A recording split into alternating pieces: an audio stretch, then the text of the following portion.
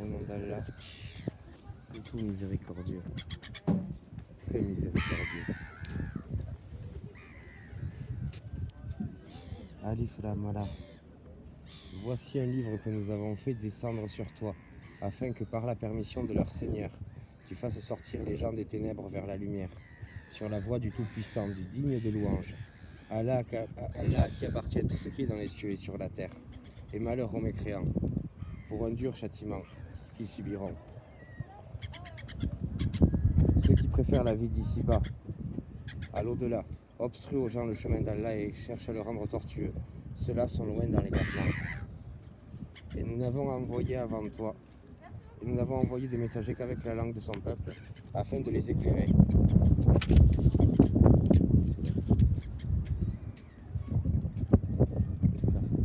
Et nous n'avons envoyé de messagers qu'avec la langue de son peuple, afin de les éclairer. Allah égare qui il veut et guide qui il veut. Et c'est lui le Tout-Puissant, le sage.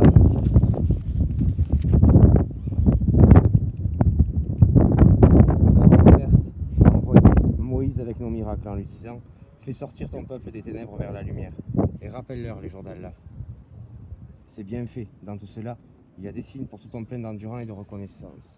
Pour tout ton plein d'endurance et de reconnaissance. Et le vent vient de se calmer aussitôt. Rappelle-toi quand Moïse dit à son peuple, rappelez-vous le bienfait d'Allah sur vous.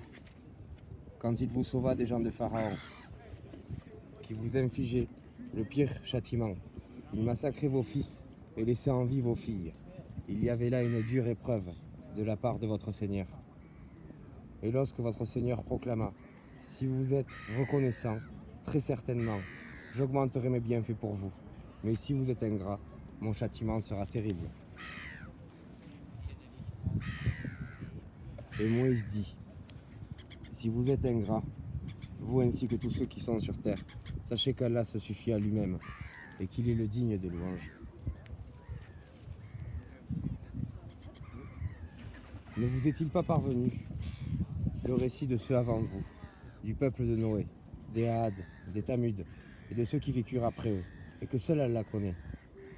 Leurs messagers vinrent à eux avec des preuves, mais ils dirent, ramenant leurs mains à leur bouche, nous ne croyons pas au message avec lequel vous avez été envoyés, et nous sommes, au sujet de ce quoi vous nous appelez, dans un doute vraiment troublant. Leurs messagers dirent, y a-t-il un doute au sujet d'Allah, créateur des cieux et de la terre, qui vous appelle pour vous pardonner une partie de vos péchés et vous donner un délai jusqu'à un terme fixé? Les mécréants répondirent, vous n'êtes que des hommes comme nous, voulez-vous nous empêcher de ce que nos ancêtres adoraient? Apportez-nous donc une preuve évidente. Leurs messagers leur dirent, certes, nous ne sommes que des humains comme vous, mais Allah favorise qui il veut parmi ses serviteurs. Il ne nous appartient de vous apporter quelques preuves que par la permission d'Allah notre Seigneur, et c'est en Allah que les croyants doivent placer leur confiance.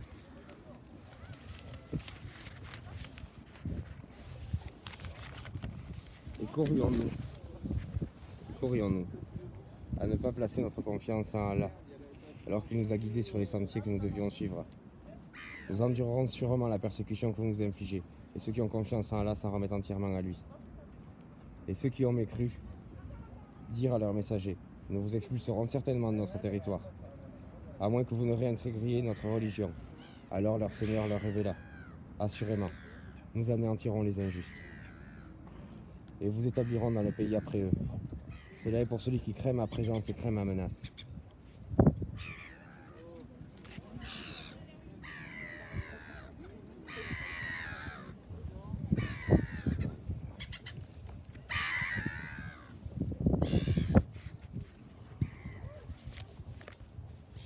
Et ils demandèrent à Allah la victoire, et tout tyran insolent fut déçu.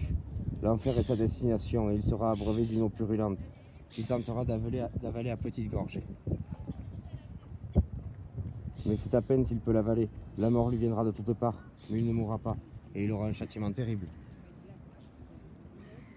Les œuvres de ceux qui ont mécru en leur Seigneur sont comparables à de la cendre violemment frappée par le vent, dans un jour de tempête, et ne tireront aucun profit de ce qu'ils ont acquis. C'est cela l'égarement profond.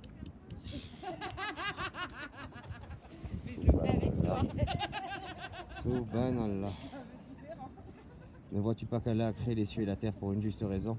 S'il voulait, il vous ferait disparaître et ferait venir de nouvelles créatures. Et cela n'est nullement difficile pour Allah. Et tous comparaîtront devant Allah. Puis, les faibles diront à ceux qui s'enflaient d'orgueil, nous étions bien vos suiveurs, pouvez-vous nous être de quelque utilité contre le châtiment d'Allah? Alors les autres diront, si Allah nous avait guidés, nous vous aurions certainement guidés. Il est indifférent pour nous de nous plaindre d'endurer. Nous n'avons pas d'échappatoire.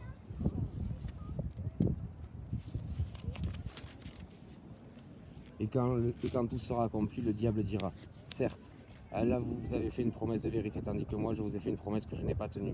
Je n'avais aucune autorité sur vous, si ce n'est que je vous ai appelé et que vous m'avez répondu. Ne me faites donc pas de reproches, me faites-en à vous-même. Je ne vous suis d'aucun secours et vous ne m'êtes d'aucun secours. Je vous renie de m'avoir jadis associé à Allah. Certes, un châtiment douloureux attend les injustes, les associateurs. Et on fera entrer ceux qui croient et font de bonnes œuvres dans les jardins sous lesquels coulent les ruisseaux, pour y demeurer éternellement, par la permission de leur Seigneur. Et là, leur salutation sera salam, paix. N'as-tu pas vu comment Allah propose en parabole une bonne parole pareille à un bel arbre, dont la racine est ferme et la ramure s'élançant dans le ciel? Il donne à tout instant ses fruits par la grâce de son Seigneur. Allah propose des paraboles à l'intention des gens afin qu'ils s'exhortent. Et une mauvaise parole est pareille à un mauvais arbre. Et une mauvaise parole est pareille à un mauvais arbre, déraciné de la surface de la terre et qui n'a point de stabilité. Allah a fermé les croyants par une parole ferme dans la vie présente et dans l'au-delà, tandis qu'il égare les injustes, et Allah fait ce qu'il veut.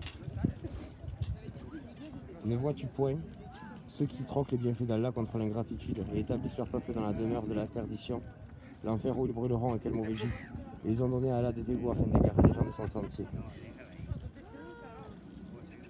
Jouissez de cette vie car votre destination sera le feu. Dis à mes serviteurs qui ont cru qu'ils accomplissent la salate et qui dépensent dans le bien en secret et en public de ce que nous leur avons attribué, avant que ne vienne le jour où il n'y a ni rachat ni amitié. Allah, c'est lui qui a créé les cieux et la terre et qui du ciel a fait descendre l'eau grâce à laquelle il a produit des fruits pour vous nourrir. Il a soumis à votre service les vaisseaux qui par son ordre voguent sur la mer. Il a soumis à votre service les rivières. Des bateaux. Ouais, mais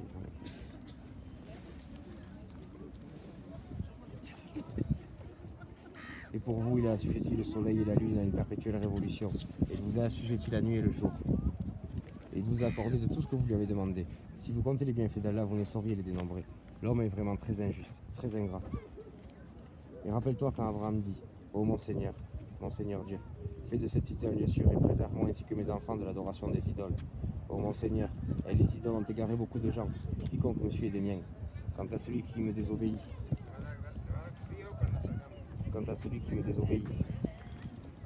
c'est toi le charitable, le pardonneur, le très miséricordieux.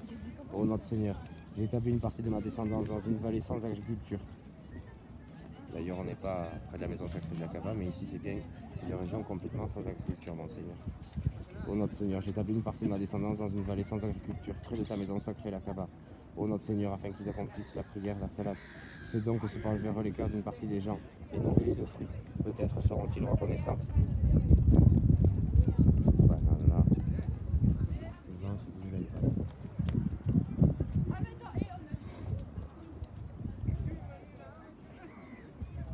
Ô notre Seigneur, tu sais vraiment ce que nous cachons et ce que nous divulguons, et rien n'échappe à Allah, ni sur terre, ni au ciel. Louange à Allah qui, en dépit de ma vieillesse, m'a donné Ismaël et Isaac. Certes, mon Seigneur entend bien les prières. Ô mon Seigneur, fais que j'accomplisse assidûment la salat ainsi qu'une partie de ma descendance. Exauce ma prière, ô notre Seigneur. Ô notre Seigneur, pardonne-moi, ainsi qu'à mes pères et mères aux croyants, le jour de la reddition des comptes. Et ne pense point qu'Allah soit inattentif à ce que font les injustes. Il leur accordera un délai, jusqu'au jour où leurs regards se figeront. Ils courront suppliant, levant la tête, les yeux hagards et les cœurs vides, et avertis les gens du jour où le châtiment les atteindra. Et ceux qui auront été injustes diront, ô notre Seigneur, accorde-nous un court délai. Nous répondrons à ton appel et suivrons le messager. N'avez-vous pas juré auparavant que vous ne deviez jamais disparaître?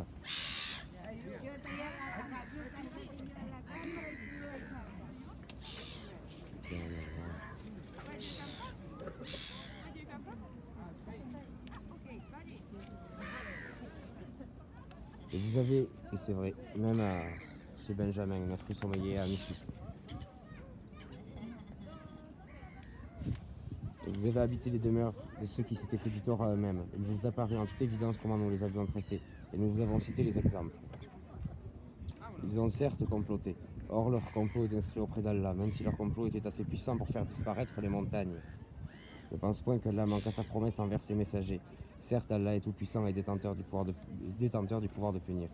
Au jour où la terre sera remplacée par une autre, de même que les cieux et où les hommes comparaîtront devant Allah, l'unique, le dominateur suprême.